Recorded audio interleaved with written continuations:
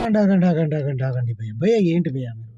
భయ్యా బాలయ్య బాబు గారి ట్రైలర్ అని చెప్పి నమ్మించి వీడియోలోకి తీసుకొచ్చిన తర్వాత బాలయ్య బాబు గారి గురించి అదిరిపోయి ఇంట్రెస్టింగ్ అప్డేట్ ఇవ్వకుండా ఎలా వెళ్తాననుకున్నారు భయ్యా? అందుకే భయ్యా ఈ వీడియోలో బాలయ్య బాబు గారి గురించి అదిరిపోయి ఇంట్రెస్టింగ్ అప్డేట్ ఒకటి ఇచ్చి మరి పంపిస్తాను భయ్యా మీకు. అప్డేట్ ఏంటో తెలుసా భయ్యా? భయ్యా బాలయ్య బాబు గారి అభిమానులు చాలా చాలా చాలా డిసప్పాయింటింగ్‌లో ఉన్నారంట భయ్యా. అది ఎందుకు? అనే విషయాన్ని ఈ వీడియోలో తెలుసుకుందాం భయ్యా. భయ్యా బాలయ్య బాబు గారు వరుసగా 3 సార్లు హిందూపూర్ నియోజకవర్గం నుంచి ఎమ్మెల్యేగా గెలిచారు.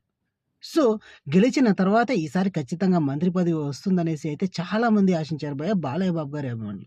సో, అనుకోని విధంగా బాలయ్య బాబు గారికి మంత్రి పదవి దక్కలేదు భయ్యా. సో, దీని పట్ల బాలయ్య బాబు గారి అభిమానులు చాలా నిస్సహాయంగా ఉన్నారట భయ్యా.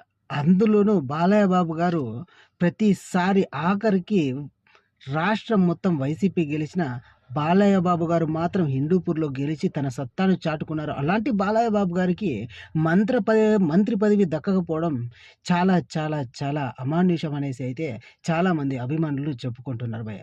సో, ఇదంతా ఒక ఎత్తైతే కాకపోతే ఇంకొక వార్త కూడా వినిపిస్తుంది భయ్య. మంత్రి పదవిపై బాలయ్య బాబు గారు ఎలాంటి ఆశలు పెట్టుకోలేదని, కనీసం బాలయ్య బాబు గారు మంత్రి పదవి ఆశించలేదనేసి అయితే చాలామంది అంటున్నారు భయ్య.